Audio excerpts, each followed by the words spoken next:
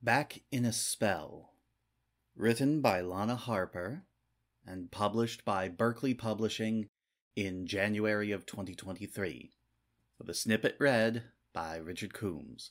Available for checkout right now at the Alice L. Pendleton Library. I've never been what one might call a winter person.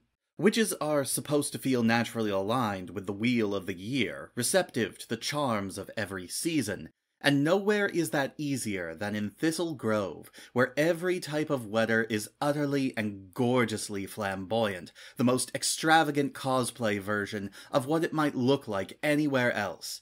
In theory, I could appreciate the extremeness of its contrasts. All the diamond-faceted white blazing against the blue of windswept skies and the stark black silhouette of Hallows Hill. I could even get behind winter chic when it came to sleek après-ski wear. And then there was Yule, with its fragrant wreaths and crackling logs and sea of candlelight, arguably the most luminous and magical of the solstices.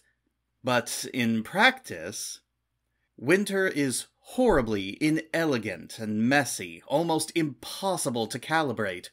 One too many layers leaves you sticky and sweltering, while one too few lets the chill creep into your bones.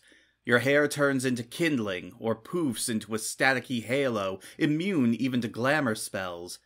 You can't even run properly in winter unless you're a die-hard marathoner with no self-preservation instincts left intact. All around cruel and unusual.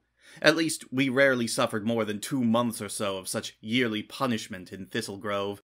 But this year, strangely, winter seemed to suit me. This year, I found every fresh snowfall soothing, almost meditative. There was one raging right now beyond the frost-rimed window of the Silver Cherry, where I was grin and bearing my way through a jewelry-making class. A feathery whirlwind, like being inside a shaken snow globe filled with drifting down. It felt hypnotic, a chaotic escapade of white that made it hard to hold on to any single thought for long, which these days was more than fine by me. These days, my thoughts and I didn't tend to be on the best of terms.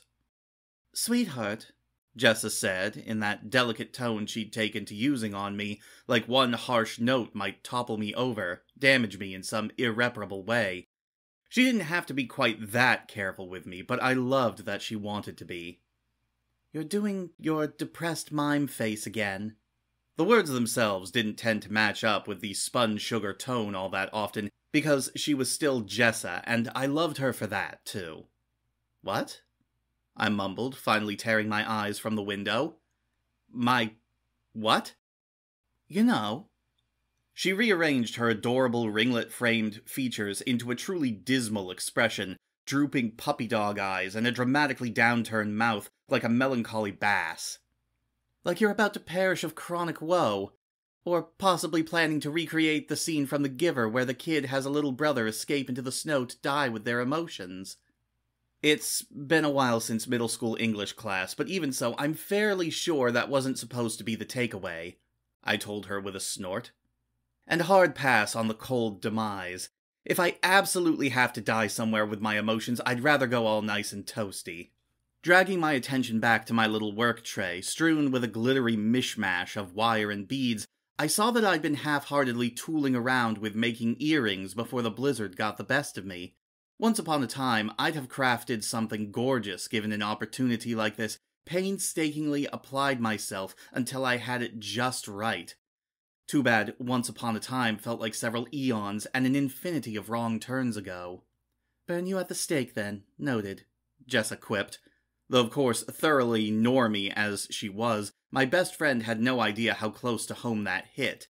As far as I knew, Jessa had never once seriously considered the notion that our charming postcard of a town really was settled by witches, exactly like Thistle Grove legend would have you believe. To her, I was just Nina. Best friend and partner in crime from our shared law school days, now in-house counsel to my family's extensive business interests. Not Nineve Clanoda of House Blackmoore, second in line to the most powerful witch dynasty in Thistle Grove.